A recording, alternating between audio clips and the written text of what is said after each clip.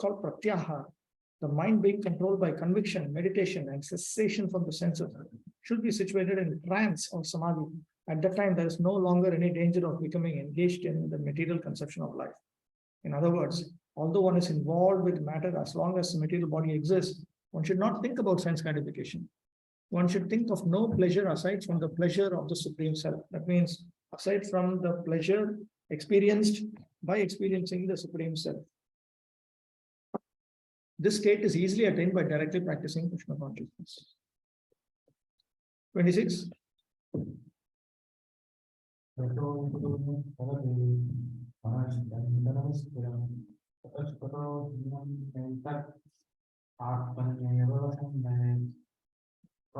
wherever the mind wanders, due to living and unsteady nature, one must certainly withdraw it and bring it back under the control of the service.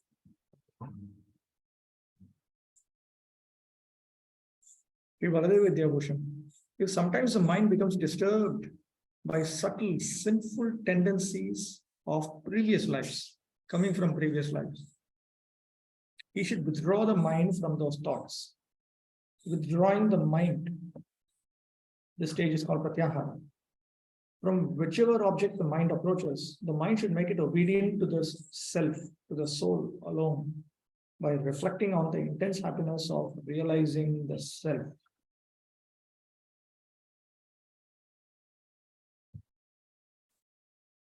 The mind is by nature unsteady and fickle. Although it wanders here and there, one should restrain it with care, bring it under the control of the self. Prabhupada. The nature of the mind is flickering and unsteady, but a self-realized yogi has to control the mind. The mind should not control him. One who controls the mind and therefore the senses as well is called Goswami or Swami. And one who is controlled by the mind is called Godasa, or the servant of the senses. The Goswami knows the standard of sense happiness, that is very low class. In transcendental sense happiness, the senses are engaged in the service of Rishikesha, or the supreme owner of the senses, Krishna. Serving Krishna with purified senses is called Krishna consciousness. Rishikena Rishikesha Sevanam Bhakti Ruchyate. That is the way of bringing the senses under full control. What is more, that is the highest perfection of yoga practice. 27.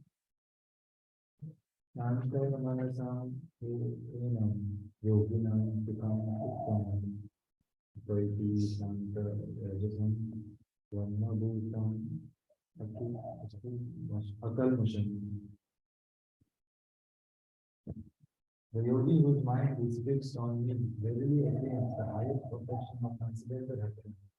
He is beyond the mode of passion. He realizes his qualitative identity with the Supreme, and thus he is freed from all reactions of past ways. Endeavoring in this way, the yogi will again experience the bliss of samadhi. The greatest happiness of realizing the soul spontaneously comes to the yogi when his mind is fixed on the soul. His ancient, subtle, sinful inclinations are consequently destroyed, and he becomes free of passion. He then directly experiences the soul, which appears with 8 distinct qualities. The eight great qualities. The soul is sinless, ageless, deathless, without grief, without hunger, without thirst, blissful, and fulfills his wishes. Later on, somebody please remind me, just take a photo of these 8 qualities. I have it here and post it in the group. Okay. We'll keep coming back to these 8 qualities, the 8 great qualities. The word Brahman literally means the great one, the one who is great. So when the soul manifests these 8 great qualities, then the soul is also referred to as Brahman. That is why we keep hearing Brahma Bhuyaya Kalpate, Brahma Bhuta Prasannatma, having become great. That's what it literally means. Means that having manifested, I will come back, is remanifesting these 8 great qualities. 27. That yogi who has a pacified mind, after destroying obstacles by this practice, who is devoid of passion, free of sin, and thus on the level of realization of Brahman, attains the highest happiness mentioned.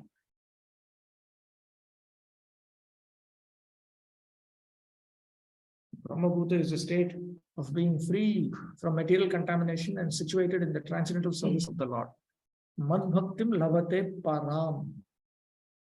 After one becomes Brahmabhuta, then he becomes Prasannatma, and then Nashochati Nakakshati.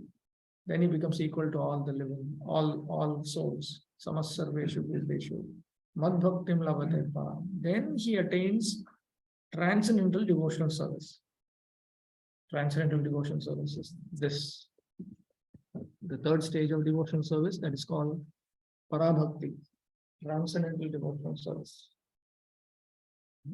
This one. So he comes to this point. So gradually he has come all the way here. Then he comes to this point. When he's fully pure, then he fully executes that. One cannot remain in the quality of Brahman, the Absolute, until one's mind is fixed on the lotus feet of the Lord.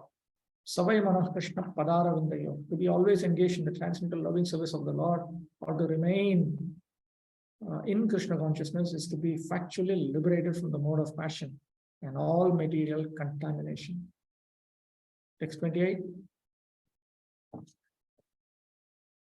Indra Nirmadaatmanam Yogi Vigata Kalmasa Sukhinam Brahma Sansparsa Atyantam Sukham Sute Atmate. Thus, the self-controlled yogi, constantly engaged in yoga practice, becomes free from all material contamination and achieves the highest stage of perfection, happiness in transcendental loving service to the Lord. Sri Baladev Vidyabhushan.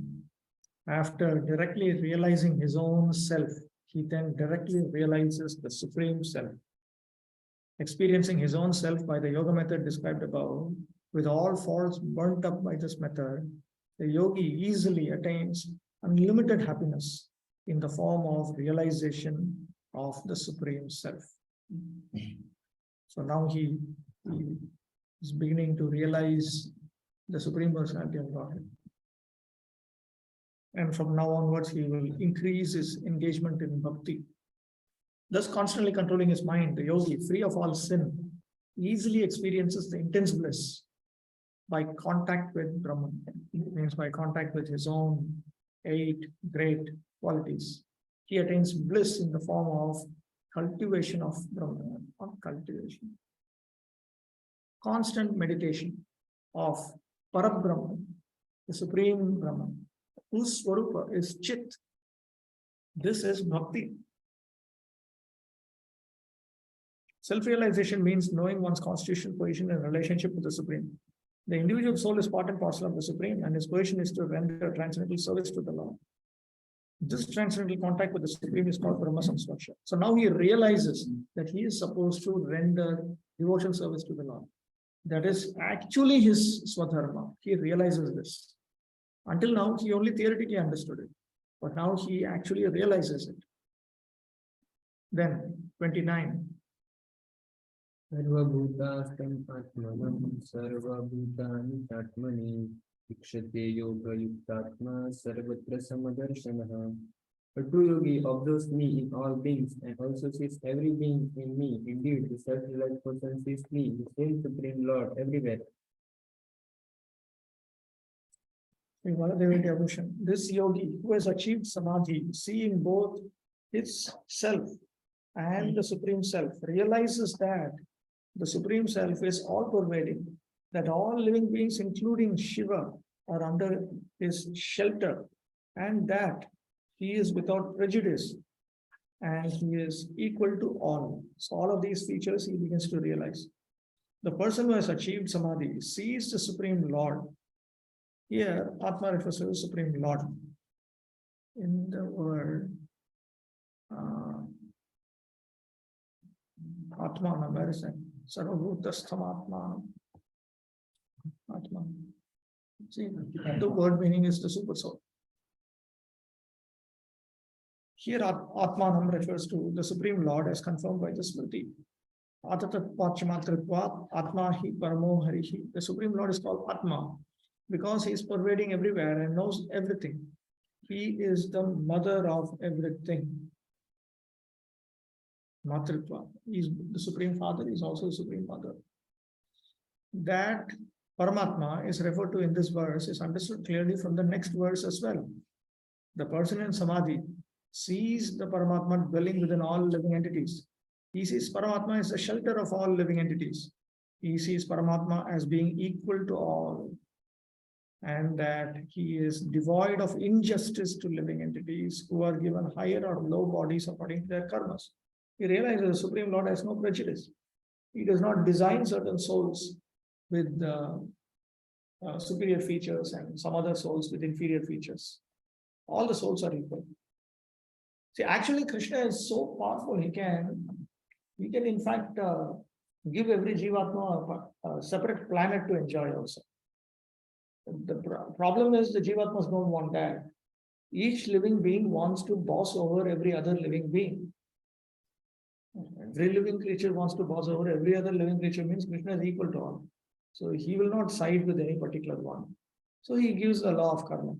Okay, you do pious activities, you get plus point. You get plus point means you will be worshipped, you will be higher. Everybody will depend on you.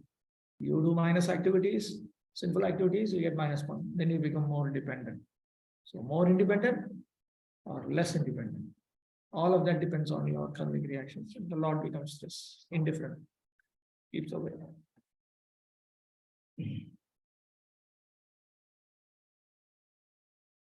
Okay, text 29, Bhakti and text 30. Let me read this.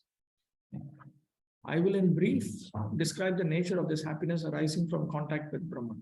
The yogi who has attained samadhi has two types of dealings, affection and action. His dealings and affection are as follows. He sees the soul in all beings and sees all beings in the soul. His dealings in activity is seeing equally everywhere. In the next two verses, I will explain affection, and in one verse, I will explain action.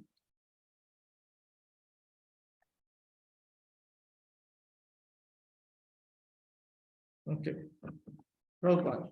A Krishna conscious yogi is the perfect seer because he sees Krishna, the Supreme, situated in everyone's heart as Super Soul. Ishvaras Sarvabhutanam Hridesher Jamatishthati. The Lord in his Paramatma feature is situated within both the heart of the dog and that of a Brahman.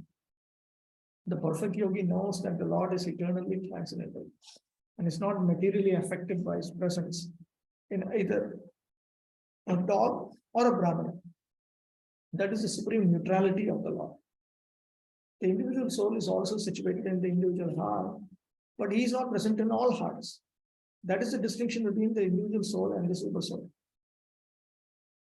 Sarvabhutastham Atman. In the verse, let me see the first two words of this verse. Sarvabhutastham Atman. That indicates that Krishna is talking about that Atma which is present in all creatures. The individual Jivatma is not present in all creatures. So he's talking about Paramatma here right now.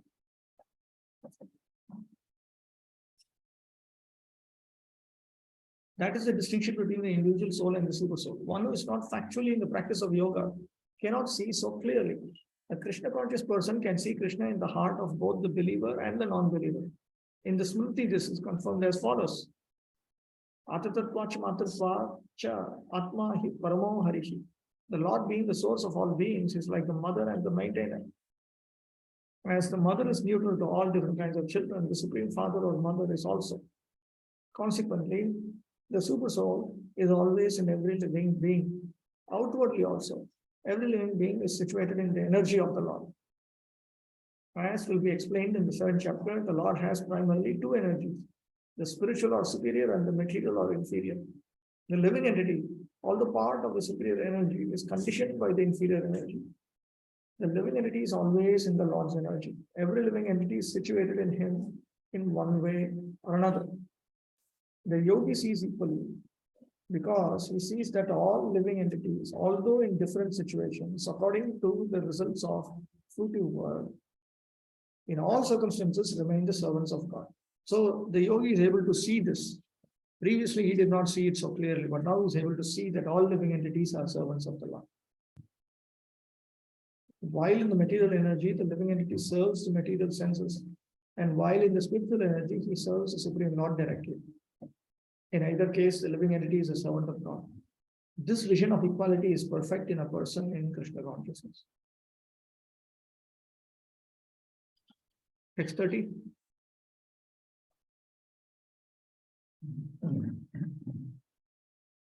Imam pashyati sarvatra sarvam shamam pashyati tasyaham na pranashyami sachamena pranashyati. For one who sees me everywhere and sees everything in me, I am never lost, nor is he ever lost to me.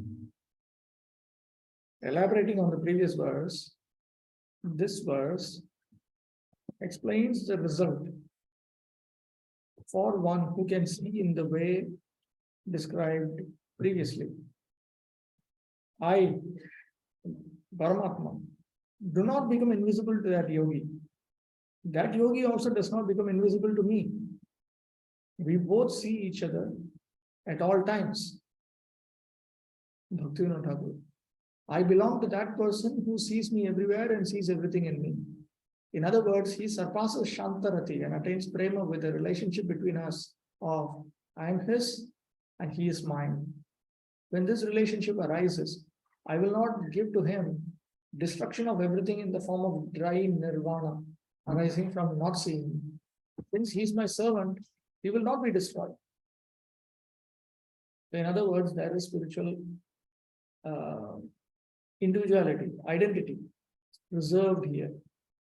Can someone read out Prabhupada's purport? A person in Krishna consciousness certainly sees Lord Krishna everywhere and he sees everything in Krishna. Such a person may appear to see all separate manifestations of the material nature, but in each and every instant he is conscious of Krishna.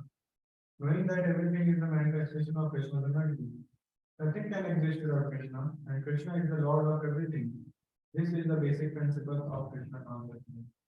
Krishna consciousness is the development of love of Krishna, a position transcendental even to material liberation. It is the stage beyond self-realization, at which the devotee becomes one with Krishna in the sense that Krishna becomes everything for the devotee, and the devotee becomes full in loving Krishna. An intimate relationship between the Lord and the devotee then exists. In that stage, the living entity attains his immortality. Nor is the personality of Godhead ever out of sight.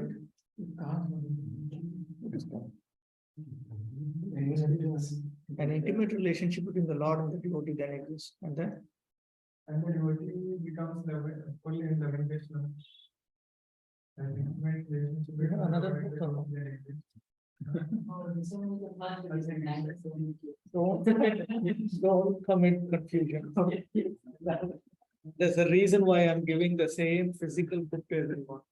I don't want all this confusion because we can fix it on page numbers and this line, that line. And the intimate relationship between the Lord and the devotee. Let's say the living entity can never be manipulated. Nor is the personality of Godhead ever out of sight of the devotee. To merge in Krishna is spiritual annihilation.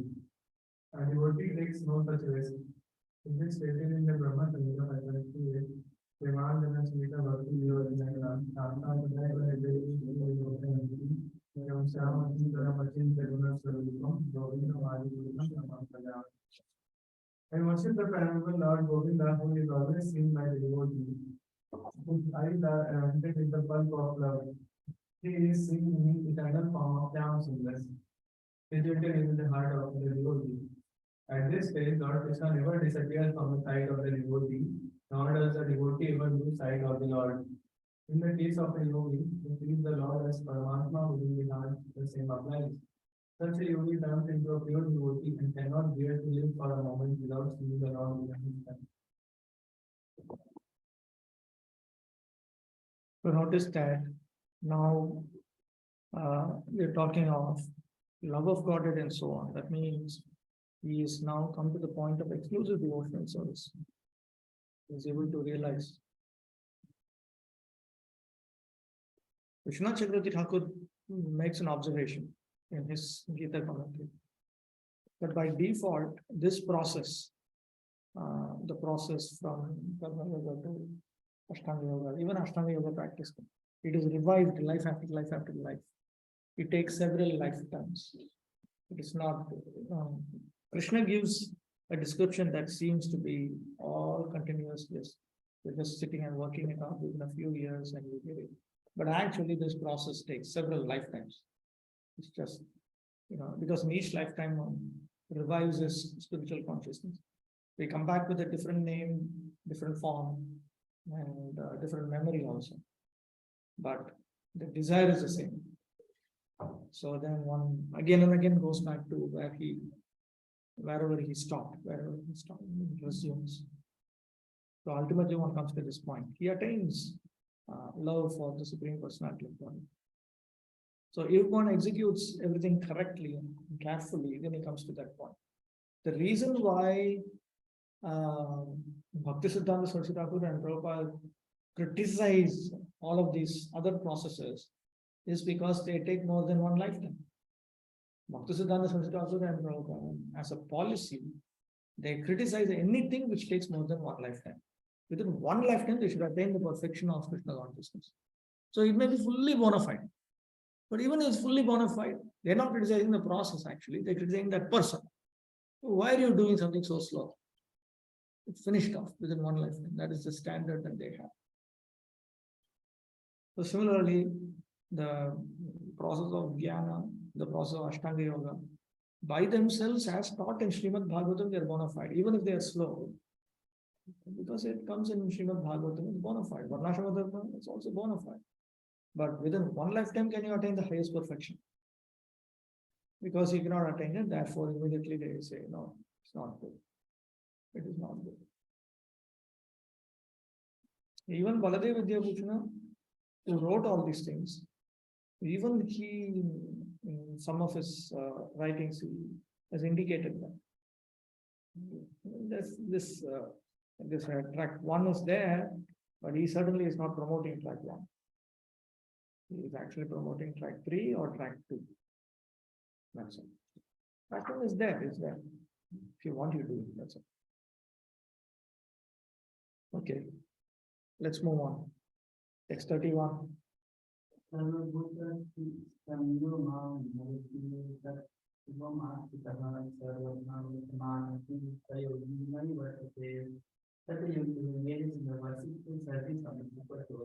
Knowing that I am the Supertool as one, remains always in me in all such conflict.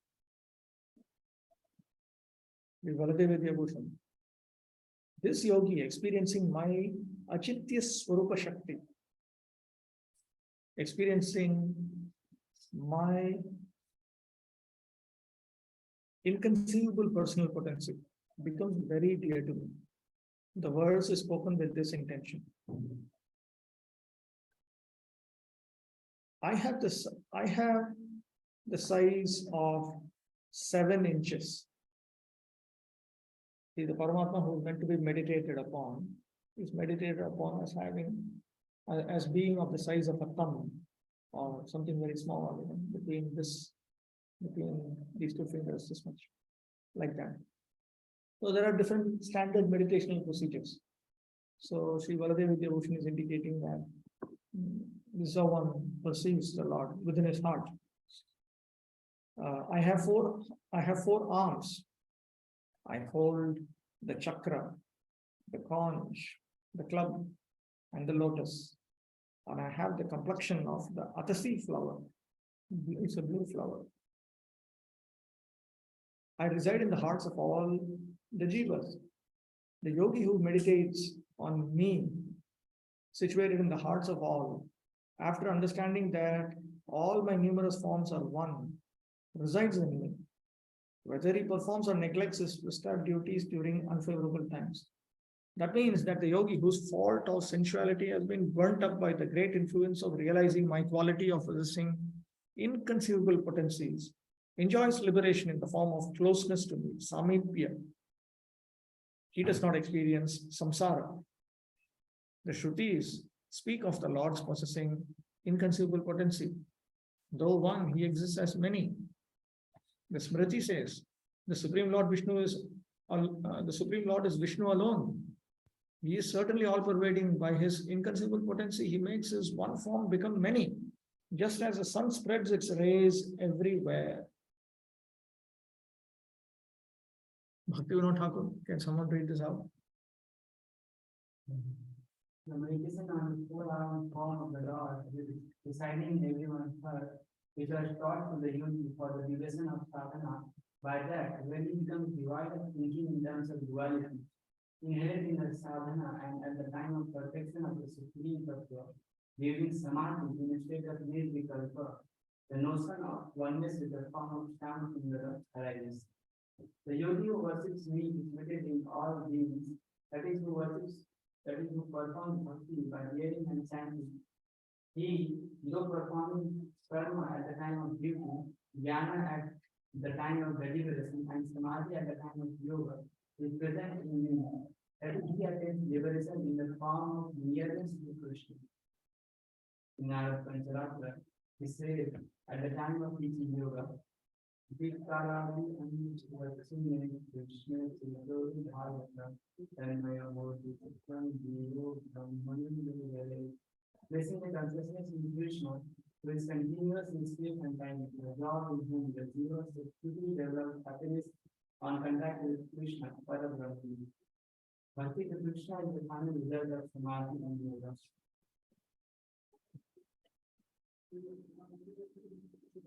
A yogi who is practicing meditation on the super soul sees within himself the plenary portion of Krishna as Vishnu, with 4 hands holding conch shell, wheel, club, and lotus flower. The yogi should know that Vishnu is not different from Krishna. Krishna in this form of super soul is situated in everyone's heart. Furthermore, there is no difference between the innumerable super souls present in the innumerable hearts of living entities. Nor is there a difference between a Krishna conscious person always engaged in the transcendental loving service of Krishna and a perfect yogi engaged in meditation on the super soul. The yogi in Krishna consciousness, even though he may be engaged in various activities while in material existence, remains always situated in Krishna. This is confirmed in the Bhakti Rasamrasa Sindhu of Srila Rupa Goswami. A devotee of the Lord, always acting in Krishna consciousness, is automatically liberated. In the Narada Pancharatri, this is confirmed in this way. Same verse.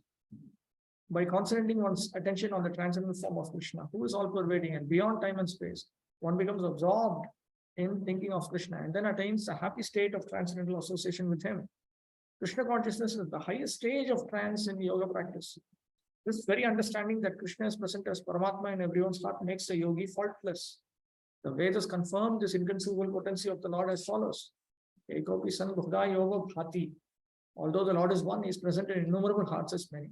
Similarly, in the Smriti Shastra, it is said, Eka eva paro Vishnu sarvavyapi na samshaya. Aishwaryad rupam ekam cha suryavat bhudeyate. Vishnu is one, and yet he is certainly all pervading. By his inconceivable potency, in spite of his one form, he is present everywhere as the sun appears in many places at once. So now he realizes this inconceivable feature of the Lord, how he can actually be present as himself amongst all the various creatures. So in other words, there are different aspects of the teachings which were previously, they were just theoretical knowledge. But now he's beginning to realize all of that. One by one, he's able to realize all of that. So in Krishna consciousness also, in our pathway, straight from Bhakti Mishra Karma to Karma Mishra Bhakti to Kevala Bhakti also, it is more or less similar. Certain aspects we realize first, certain aspects we realize next. Yes, Vishwanath Chakravarti Thakur has given a very interesting remark. Just remember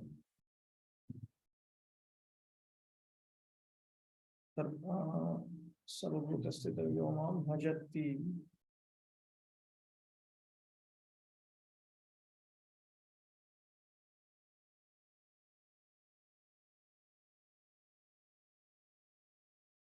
Paramatmaiva Sarva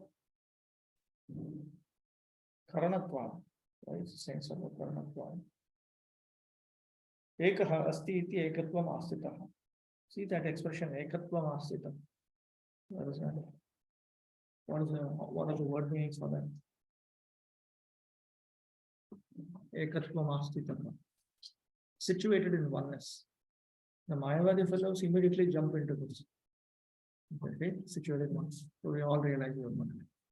That's not the idea. He realizes that there is only one supreme being in multiple forms. The sun bhajati. And after realizing that, bhajati, he engages in devotion service. See, the word bhajati comes from the root bhaj, which we'll come across in the last verse of this chapter. Okay, so bhajati means he engages in devotion service.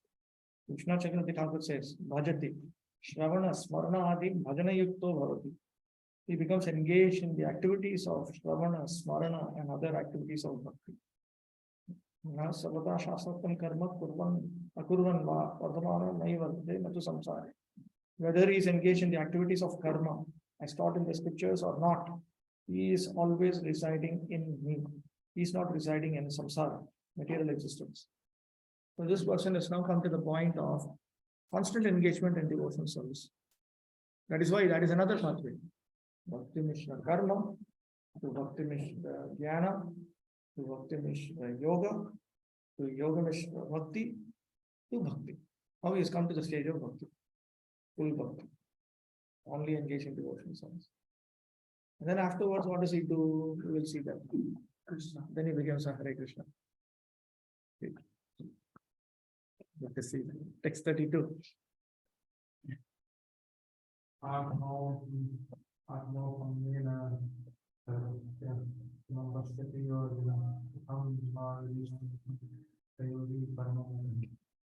He is a perfect yogi who, by comparison to his own self, sees the true equality of all beings, both their difference and their disputes over the Shri Baladeva devotion. Previously, the Lord said, Sarvabhuta Hite Rata. The yogis are engaged in the welfare of all beings. This verse further elaborates the point. He sees in any circumstance both happiness and distress of others as if it were his own. In other words, as he desires happiness for himself, he desires happiness for others and not distress.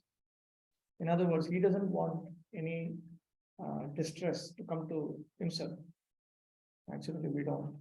So like that, he doesn't want others to experience distress also. I consider this yogi who is merciful to all, see others' happiness and distress as his own to be the best. Sayogi paramo mataha. Such a transcendentalist is considered perfect. Parama means the very best. Though a person may be knowledgeable of the truth, if he sees others unequal to himself, then he is not considered the best yogi. So if he does not, a person might have realized the truth about himself, about the world, about the Supreme Lord. But if he has not come to this point that I should help everyone, the experience that I have, that I should share it with everyone. I should make everyone qualified. Then he is not of the best type. Bhakti not Thakur. I will speak of the nature of the yogi's handling of kriya, action. Please listen. The highest yogi sees everything equally. Seeing equally means that he considers all jivas as himself in dealing with them. He considers other jivas' happiness as his own happiness and knows other jivas' suffering as his own suffering. He desires happiness for all jivas and accordingly carries out activities. This is called seeing equally. One who is Krishna conscious is a perfect yogi.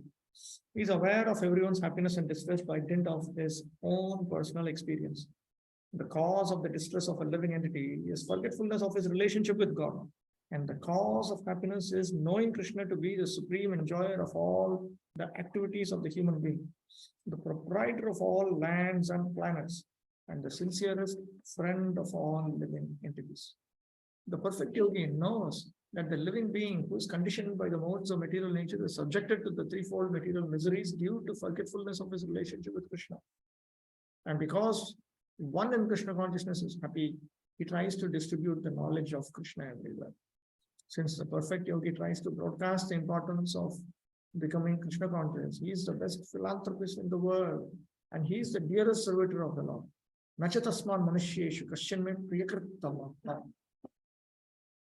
In other words, a devotee of the Lord always looks to the welfare of all living entities. And in this way, he is factually the friend of everyone. He is the best yogi because he does not desire perfection in yoga for his personal benefit, but tries for others also. See, he's already come to the perfection of exclusive devotional service.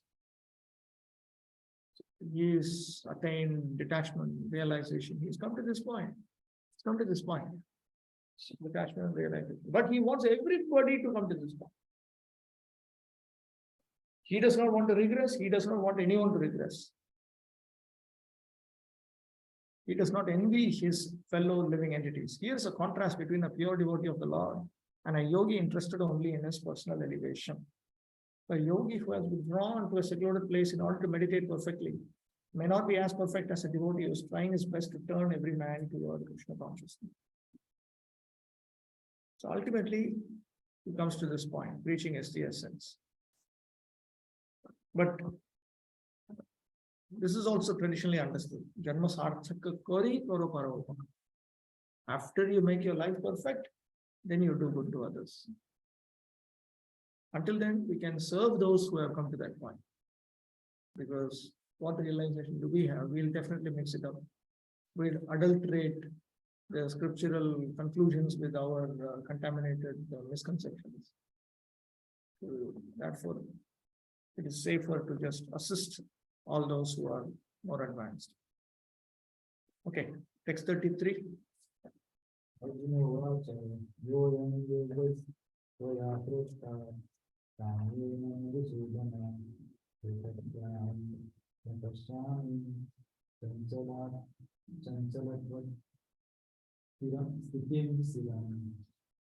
said, O Madhusudana, the system of yoga which you have summarized appears impractical and unendurable to me, for the mind is restless and unstable.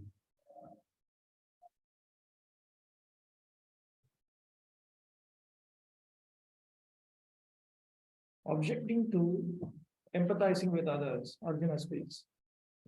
I do not see permanent steadiness in this yoga which you, the omniscient Lord, have spoken.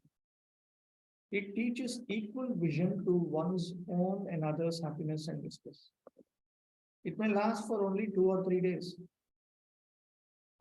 because the mind is fickle. How long can we continue like this? In India, even now, they calculate at least in decades, if not in lifetime. At least they calculate in decades. If marriage is unsteady, of course, it's severely coming under the influence of modern civilization. But I'm talking of the vast majority who are still filled with their own original traditional values. They, even if, for instance, a marriage is unhappy marriage, they calculate, okay, there's only the first decade. The first decade is unhappy. You marry when you're 25, let's say. Let's say you're going to die when you're 75. 50 years, 5 decades. So first decade, misery, no problem. Second decade, peaceful.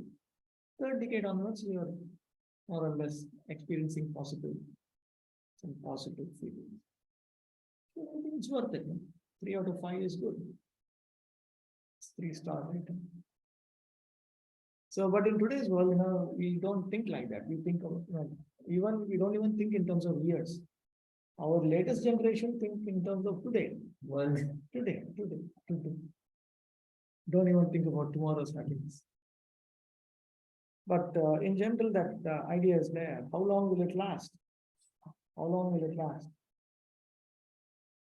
The meaning is this. Sometimes there will be equal treatment of friends and neutral persons, but never of enemies or those who criticize. If one is to see the discrimination that Paramatma is situated everywhere without making distinctions, this state cannot be permanent. Because a strong, fickle mind cannot keep the discrimination for long. Bhakti Thakur, Arjuna said, Oh Madhusudana, I cannot understand how this yoga that you have taught can be kept steady with equal intelligence. Particularly, it is possible to maintain equal intelligence towards enemy and friend only for a few days. I cannot understand how to undertake this yoga endowed with such attitudes. Can someone read out Prabhupada's question? The system of mysticism described by Lord Krishna to Arjuna, beginning with the word, the Joe, and ending with the yoga. Yogi Parama. Yogi Paramahansa. This year being rejected by Arjuna out of a feeling of inability. It is not possible for an ordinary man to leave home and go to a secluded place in the mountains or jungles to practice yoga in this age of Kali. The present age is characterized by a bitter struggle for a life of short duration. People are not serious about self-realization even by simple practical means. What to speak of this difficult yoga system, which regulates the mode of living, the manner of sitting, selection of a place, and detachment of the mind from the material engagement.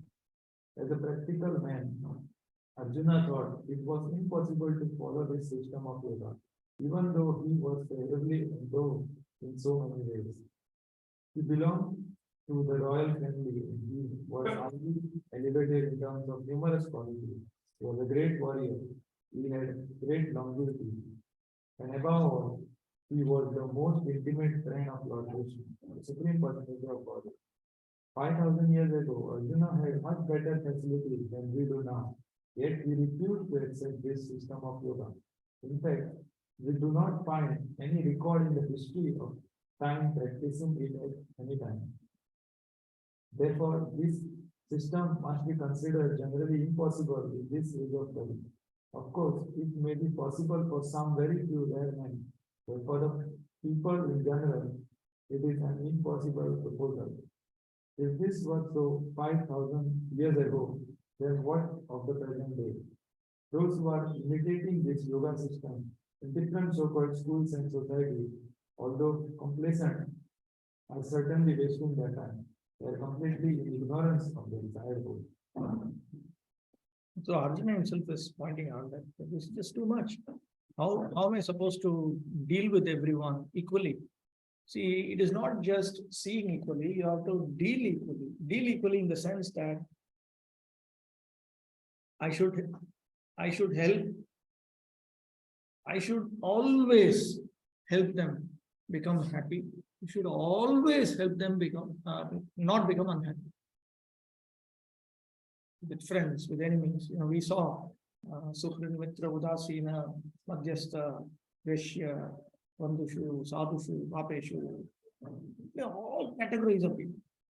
That is, okay, it's one thing to spread Krishna consciousness or try to benefit someone who is already friendly, but how do you help someone who actually wants you to die, for instance? You know that there's a person who actually prefers, prays to God every day very sincerely that he should die, and you are supposed to go and do good to him. It's very difficult, it's difficult for the mind, it's also very difficult in practical dealings.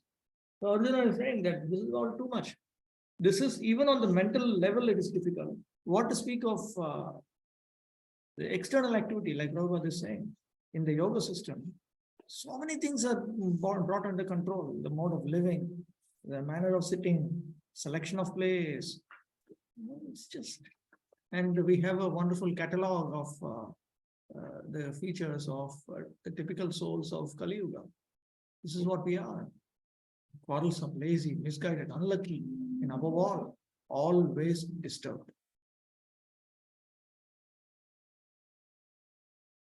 First of all, short lives. And in Kali Yuga, and that's a reason for that. Why is it short? It's short not because of insufficient food, but because of irregular habits. Previously, they were living long, not because Mother Nature liked it the previous time. It is because the people, they were much more regulated in their habits. By keeping regular habits and eating simple food, any man can maintain his health. Overeating, over-sense gratification, over-dependence on another's mercy, and artificial standards of living sap the very vitality of human energy. Very lazy, not only materially, but in the matter of self-realization. Very frankly, people say, no, I'm not interested, that's all. Not interested. As if we are, we have nothing else to do in life that we are going to them. I'm with it. I'm with this. Huh? I go to I'm I'm with this. I don't want it. It is really important for you. It is good. You can be a theist, atheist, semi-theist, whatever you are. You read it. If something makes you happy, accept it. No, what's your problem? I think that is very important to push. It is very, very important. It's very important. Otherwise, we would not have taken to Krishna consciousness. Due to a bad system of education, men have no desire for self-realization. Even if they come to know about it, they unfortunately become victims of misguided teaching. That too in India, it's a nuisance, filled with the bogus gurus. Anywhere you look, you find a bogus guru. There is some mixture of spirituality. There are some super bogus gurus who present absolute craziness. But otherwise, everybody has some mixture, some amount of renunciation and all comes. It's not that it's not there, but they're all, the gurus themselves are misguided. They themselves are confused, so how they can help others. Sage men are victims not only of different political creeds, means political beliefs and parties, but also of many different types of sense gratificatory diversions, such as cinema, sports, gambling, clubs, mundane libraries, bad association, smoking, drinking, cheating, pilfering, bickering. Pilfering means stealing, bickering, complaining. And that too, nowadays we have the great, wonderful internet. You have, Facebook, you have Twitter. It's a very noisy world, actually, in today's world. It's filled with tremendous digital noise. Everybody wants to express himself or herself. You cannot just be normal in today's world. And the younger generation, they're so disturbed, so disturbed. There's a documentary, The Social Dilemma. And they point out that some of these companies, they very carefully design their programs to make you addicted to it. They're very carefully designed, Facebook and some other programs. It is designed for that. Like how to keep you hooked on again and again to your phone. And some XYZ sitting somewhere else is, you become very concerned about some stranger. You're living with your family members. You can't even express your own heart to them, but you will express it in your wall, to some stranger. With insanity. And that religion is also another wild adventure. The brahmachari communities are no longer being maintained.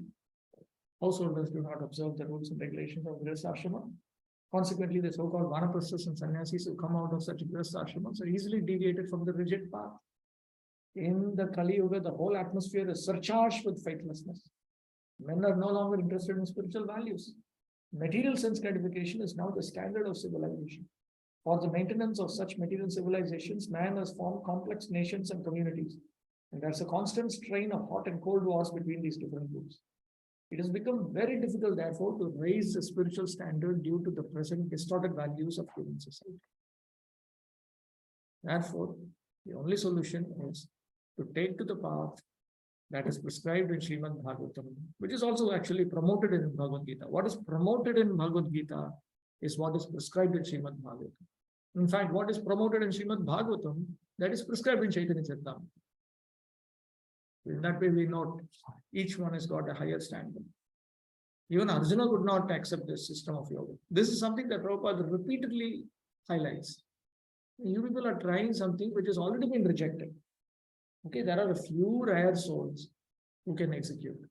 The vast majority cannot do these things. They cannot do this. Even the activities of the karma system, people cannot follow. How they will be able to follow activities of the yoga system? Next to impossible. 34th.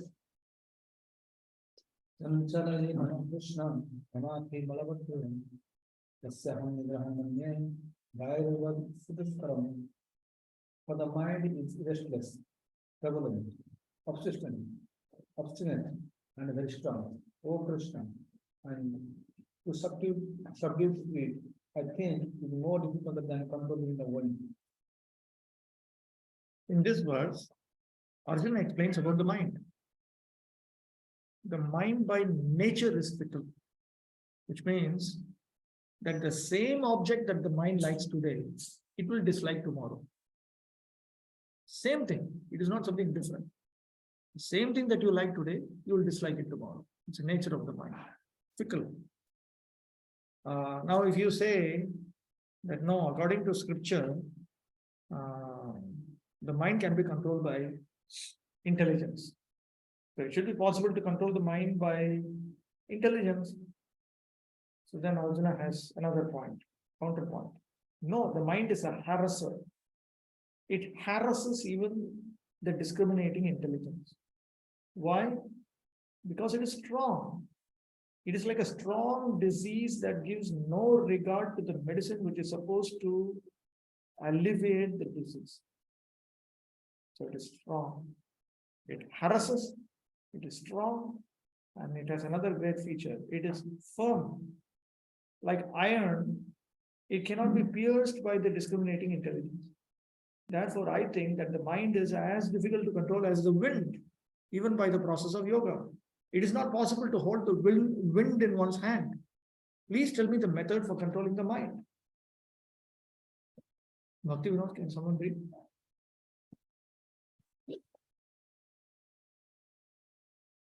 Oh Krishna, you said that one should control the fickle mind by discriminating intelligence. But I see that the mind can agitate the discriminating intelligence intensely. Thus, it seems that I cannot control the fickle mind, which is like the wind. Particularly, it is possible to maintain equal intelligence towards enemy and friend for a few days. I cannot understand how to perform this yoga with this mentality. This is just too much. How am I supposed to subdue my mind? This is beyond my ability. The mind is so strong and obstinate that it sometimes overcomes the intelligence. Although the mind is supposed to be subservient to the intelligence.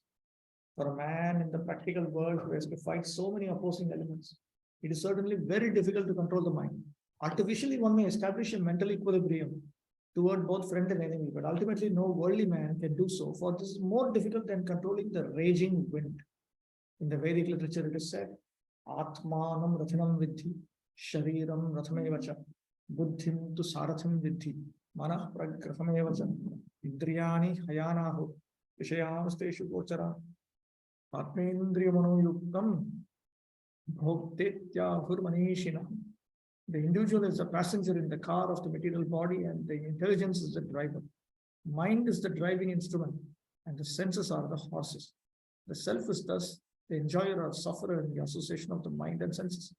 So it is understood by great thinkers. Now, look at this example carefully. You have the Jivatma, he is the passenger. You have the intelligence, who is the driver. The mind is the driving instrument. Okay. So you have the intelligence in a horse cart. You have the senses as the horses, and the mind is the driving instrument. You have like stick and different ways by which you control the horses.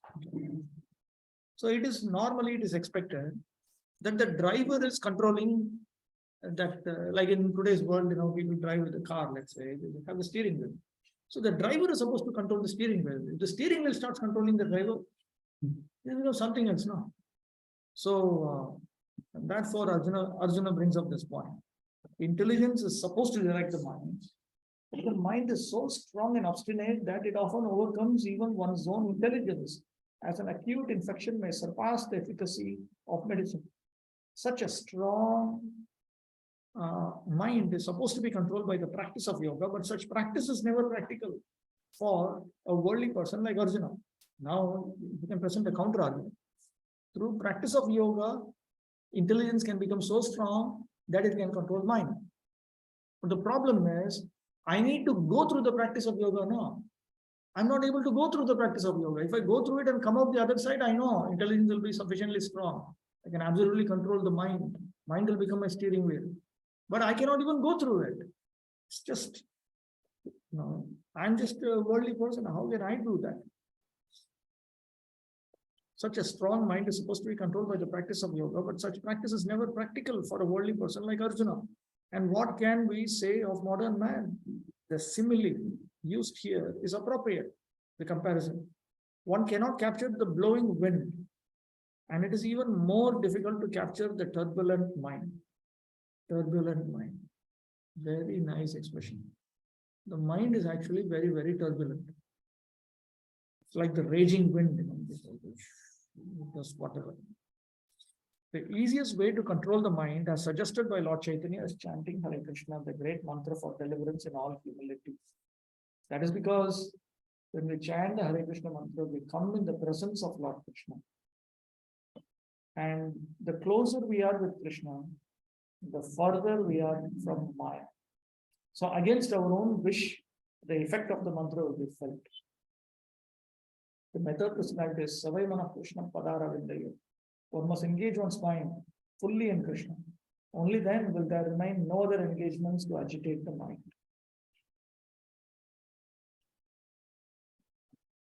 Fully in Krishna. No, this is expression. Fully in Krishna. In Bhakti Yoga, this concept is there very strongly. Avyartha Kala. Don't waste your time.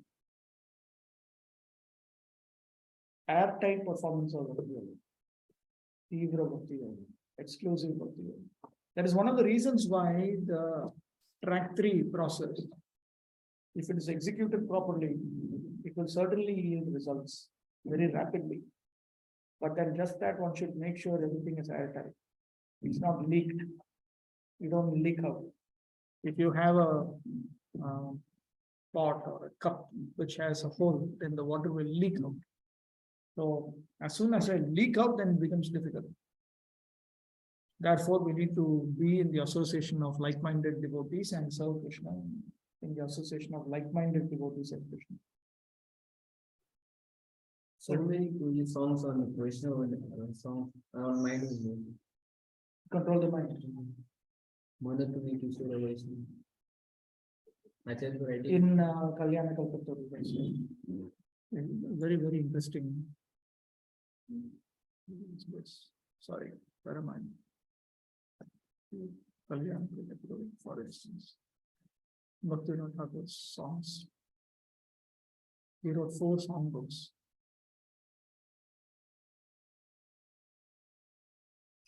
Kalyana Kalpataru.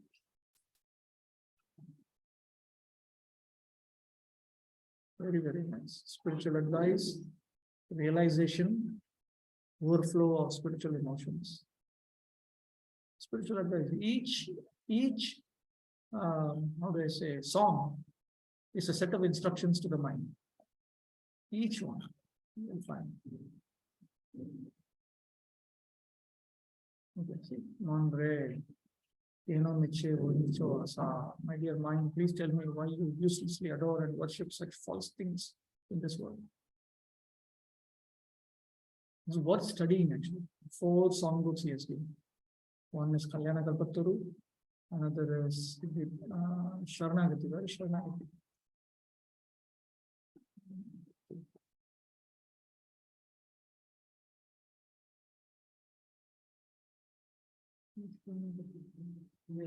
Well, here.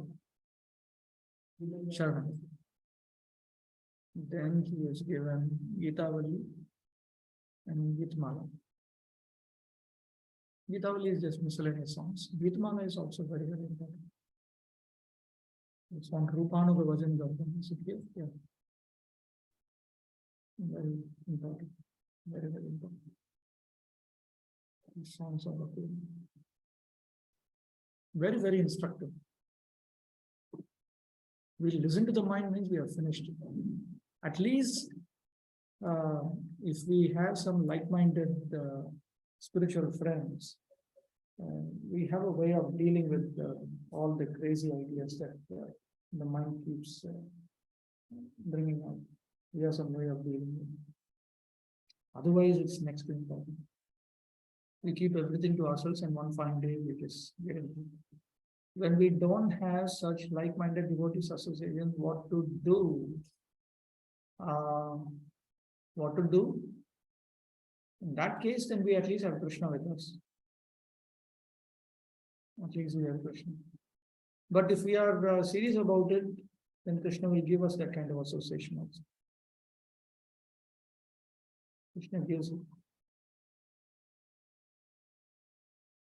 Our duty is to serve Krishna in the guidance of, under the guidance of those who are spiritually more advanced.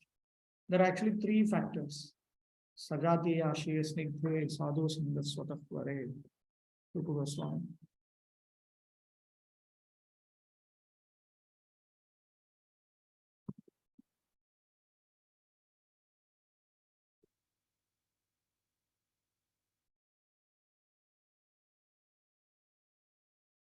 Sajati Ashiya Snigdhe Sadhu Sangha Swatatvare.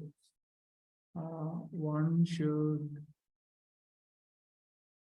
associate. Sadhu Sangha means this is the Sadhu Sangha that is appropriate. One should try to have association with a sadhu who is endowed with similar desires. That means he is spiritually like-minded, who is advanced in devotional affection, and who is better than oneself. Three features. So he should be spiritually like-minded, he should be superior to oneself, and he should be more affectionate. He should be affectionate to us also. If he's not affectionate to us, and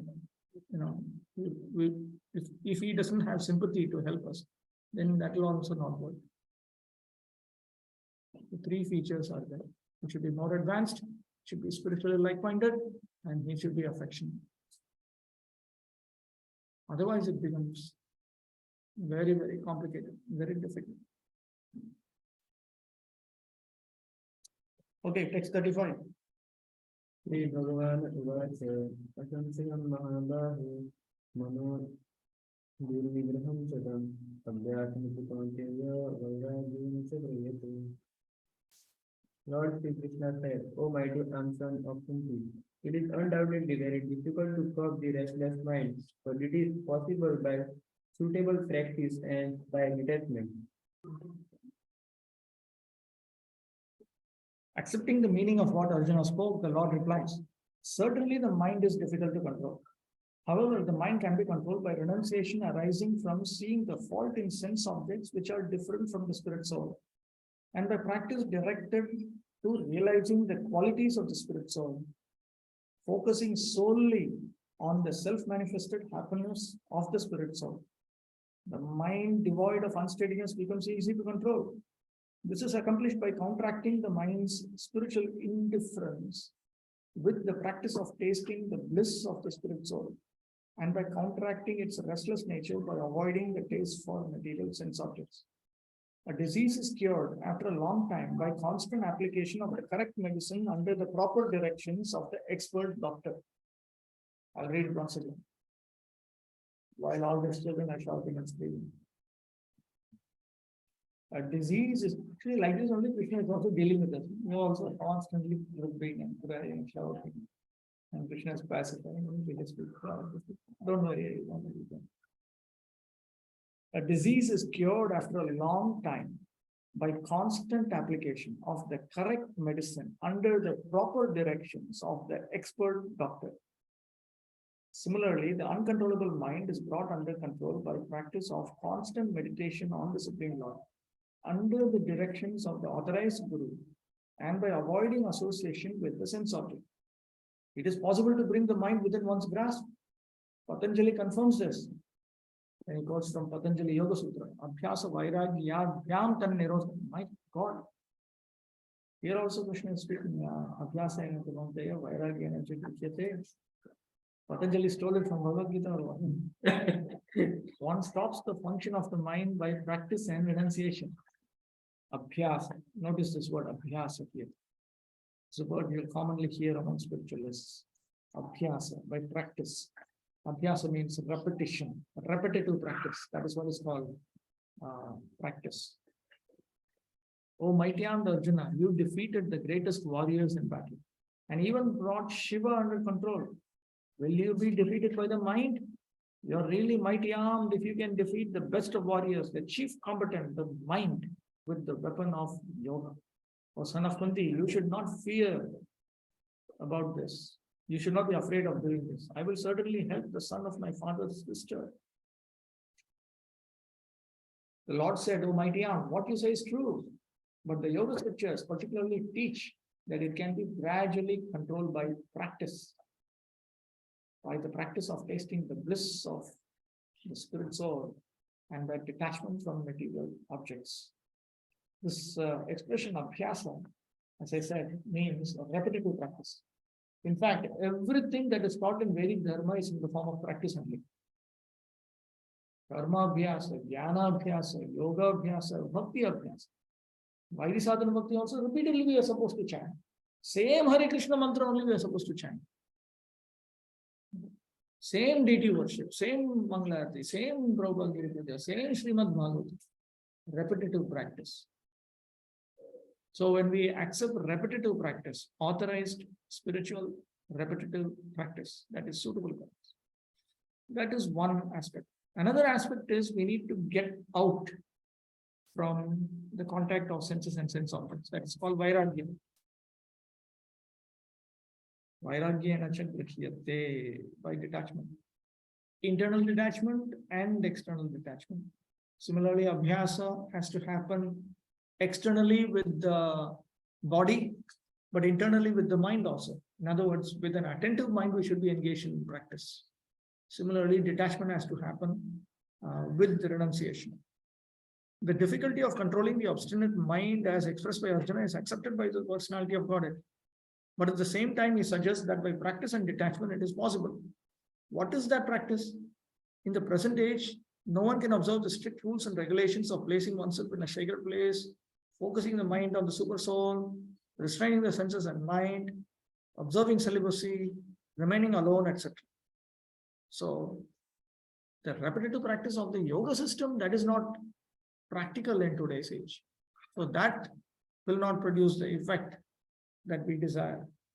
By the practice of Krishna consciousness, however, one engages in 9 types of devotional service to the Lord. The first and foremost of such devotional engagements is hearing about Krishna. This is a very powerful transcendental method for purging the mind, cleansing the mind of all misgivings. The more one hears about Krishna, the more one becomes enlightened and detached from everything that draws the mind away from Krishna. By detaching the mind from activities not devoted to the Lord, one can very easily learn Vairagya. Vairagya means detachment from matter and engagement of the mind and spirit. Impersonal spiritual detachment is more difficult than attaching the mind to the activities of Krishna. This is practical because by hearing about Krishna, one becomes automatically attached to the Supreme Spirit.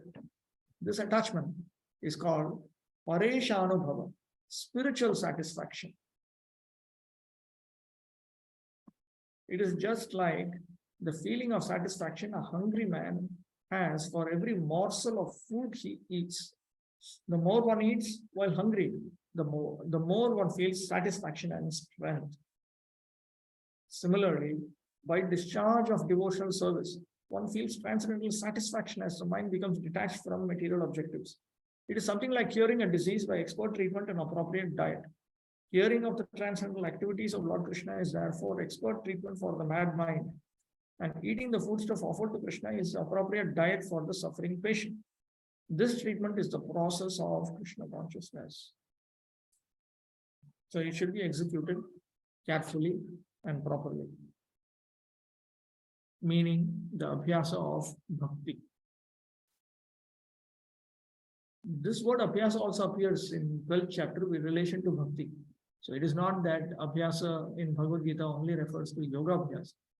It also refers to bhakti abhyasa. Vaidhi sadhana bhakti is that.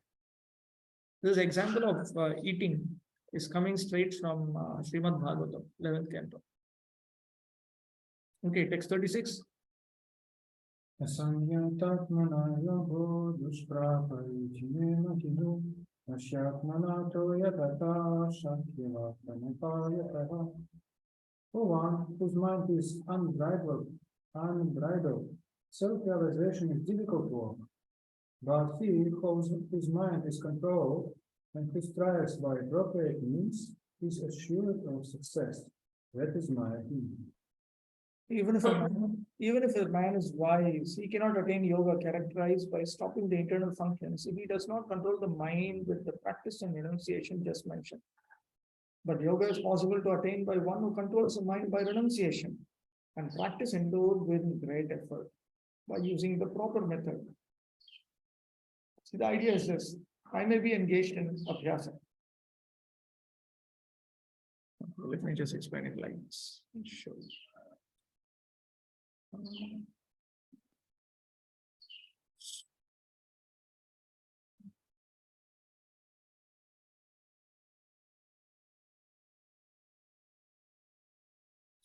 Suppose I am engaged in abhyasa. Here,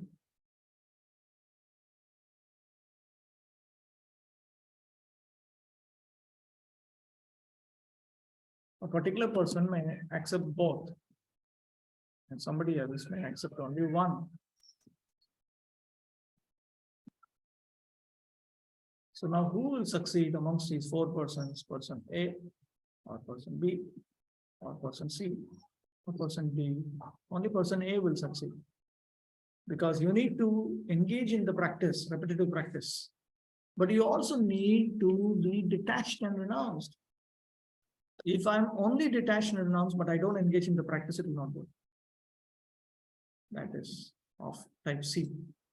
If I engage in the practice, but I don't make myself renounced, detached, then it will not work also. This is common everywhere. This is common for the Jnana system, Yoga system, Bhakti system. This is general.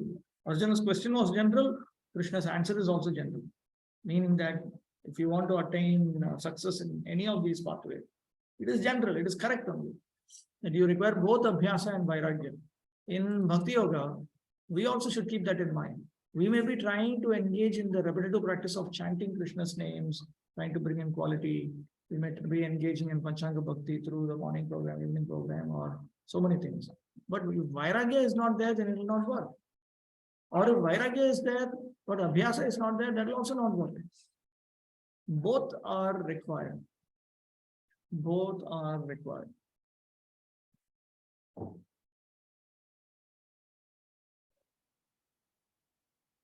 Yoga is possible by performing nishkama karma, which is a form of jnana and which includes worship of me. That is my opinion. Bhaktivinoda, can someone read? I teach that one who does not try to control the Atma or mind by practice and detachment. He cannot attain perfection of yoga described previously. But he who controls the mind by taking support of a proper process will ultimately become successful. Concerning proper method, this alone should be said. He who practices intently concentrating the mind regulated by Nishkam Karma Yoga, offered to the Lord and by meditation on me as its conduct, and simultaneously accepts sense objects for maintaining the body, along with detachment, will gradually control the mind. So that is the process for it. You engage in the activity correctly, then you attain the result. Otherwise, you don't attain that result.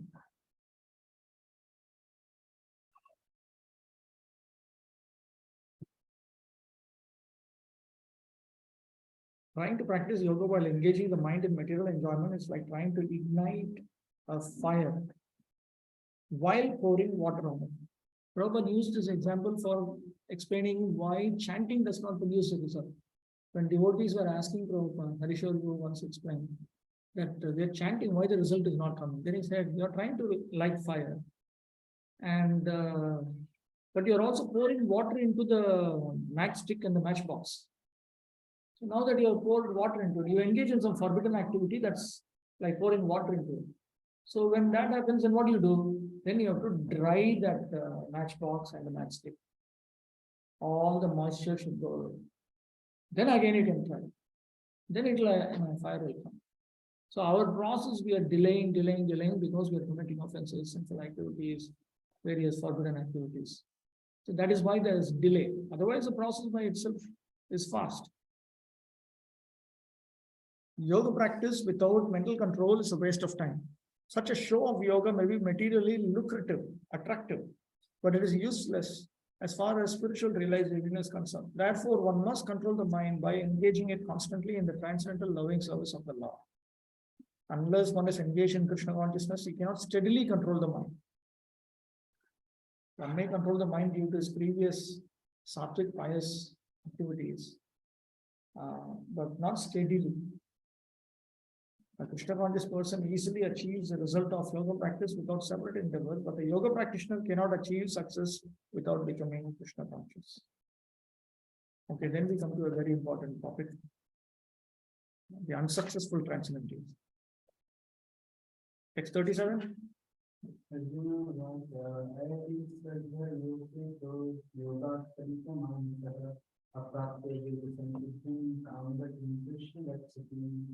Everyone says, "Oh Krishna, what is the destination of the unsuccessful transcendentalist who is the leading place to the process of self-realization with faith, but who later resists due to worldly mindedness and thus does not attain perfection in discipline?"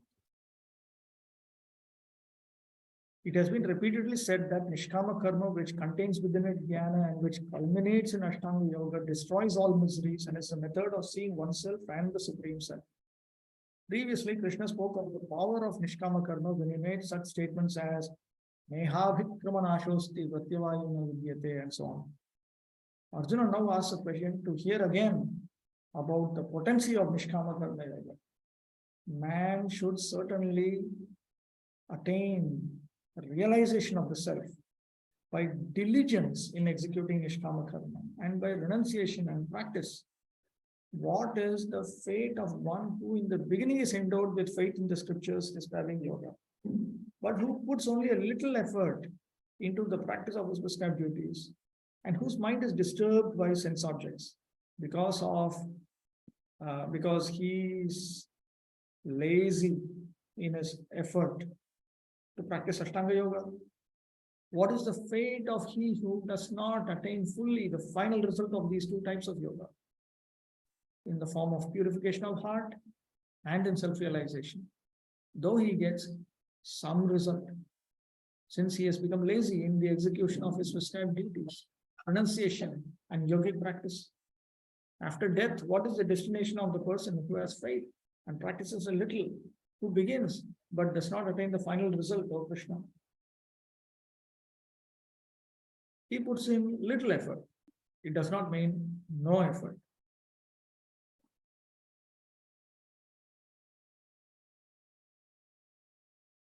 Okay. Bhaktivinoda Thakur. Hearing this, Arjuna said, "Oh Krishna, you said that by careful practice and detachment one can perfect one's yoga. But many persons having faith in yoga teachings progress a little but cannot become sannyasis. For all practical purposes, you have to leave home, give up, practice complete celibacy. So you are a sannyasi. You may not be officially a sannyasi, but that makes no difference. The devatas who are trying to make sannyasis fall down, they are not really thinking what color is your dress. You have taken a vow. That is the vow of sannyas. It's called Brihad Vrata. So one may be, for instance, the brahmachari, and he may have actually taken a vow of a sannyasi. They will deal with him as a sannyasi only. Making a little attempt, the minds of all these persons deviate from yoga and become attracted to sense objects because of lack of practice and detachment. What is the destination of such people? Can someone read out Prabhupada's quote? The path of self-realization or mysticism is described in the Bhagavad Gita. The main principle of self-realization is knowledge that the living being is not this material body, but that he is different from it, and that his happiness is in eternal life, bliss, and knowledge. These are transcendental beyond both body and mind. Self-realization is sought by the path of knowledge, by the practice of the eightfold system, or by Bhakti. In each of these processes, one has realized the constitutional position of the living entity, his relationship with God, and the activities whereby he can re-establish the lost link and achieve the highest perfectional state of Krishna consciousness. Following any of the above mentioned earth, one is here to reach the supreme goal sooner or later. This was accepted by the Lord in the second chapter, even until everyone on the transcendental path of the great hope for religion. Out of these three methods, the path of Bhakti Yoga is especially suitable for this age because it is the most direct method of God realization. To be doubly assured, Arjuna is asking Lord Krishna to confirm his former statement. One is sincerely acting the path of spiritual realization, but the process of cultivation of knowledge and the practice of the eightfold yoga system are generally very difficult for this age. Therefore, despite constant endeavor, one may fail so many reasons. First of all, one may not be sufficiently serious about following the process. To pursue the transcendental path is more or less to declare war on the individual energy. Consequently, whenever a person tries to escape the clutches of the individual energy, he tries to defeat the practitioner by various endeavors. The conditioned soul will already be allured by the more significant nature, and there is every chance of being allured again, even while performing transcendental discipline. This is called yoga manasa, deviation from the transcendental path.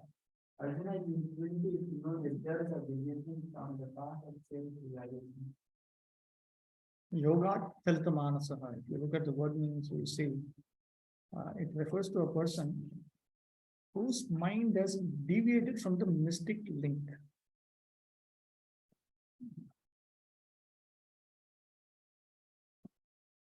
Because in any of these processes, whether it is the path of knowledge, or the path of mysticism, or the path of devotion, jnana system, yoga system, or bhakti system, one has to have his mind focused, needs to be focused, if that is lost, then everything is lost. It's just like we are driving a car, okay, and if you stop seeing forward, then anything can happen. You have to see forward. You can't just keep looking this side, that side, Text 38.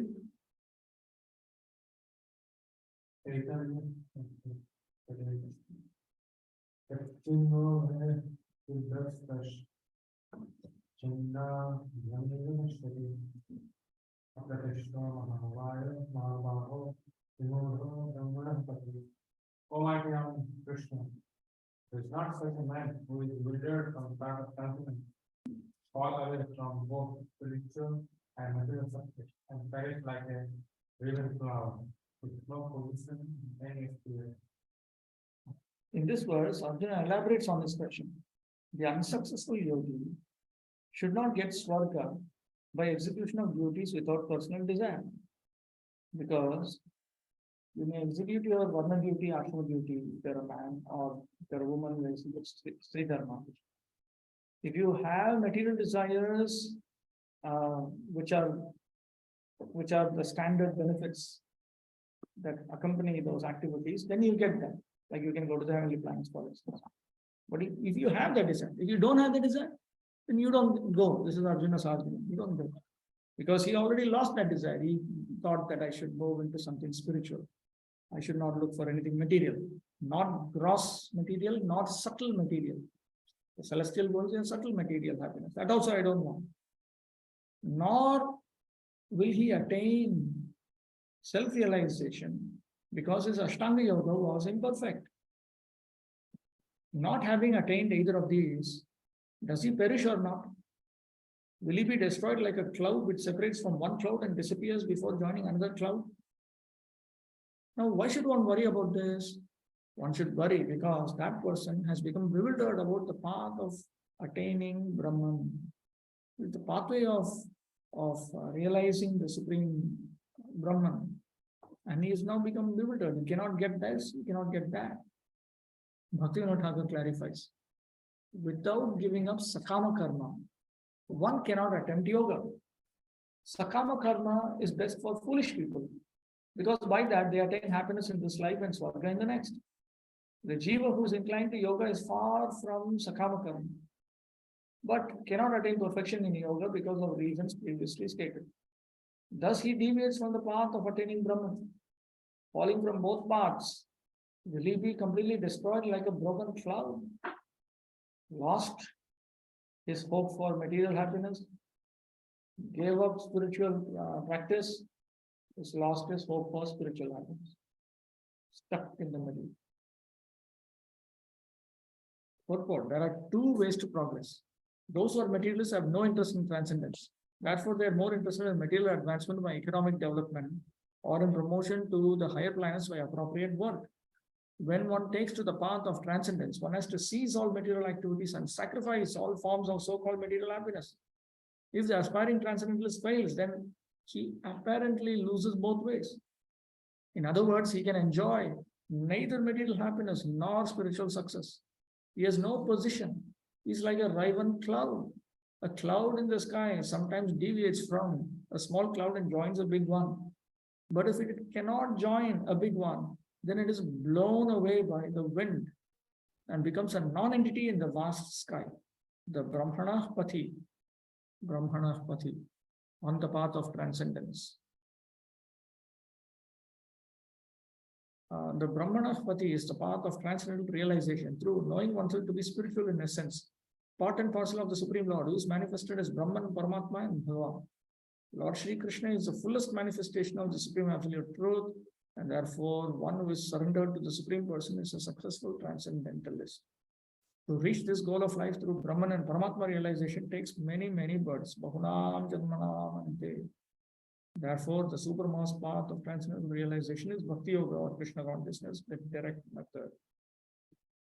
Okay, we'll stop with this. Let's resume at 11:30.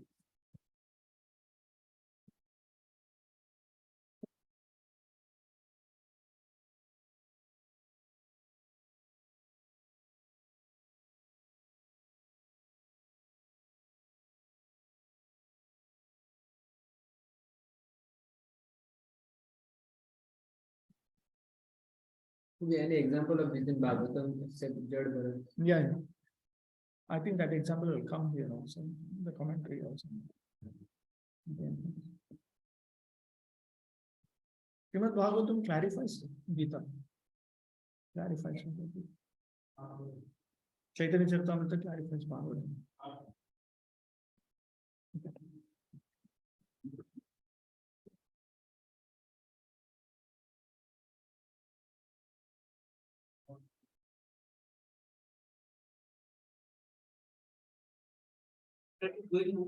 What easily would be sharing.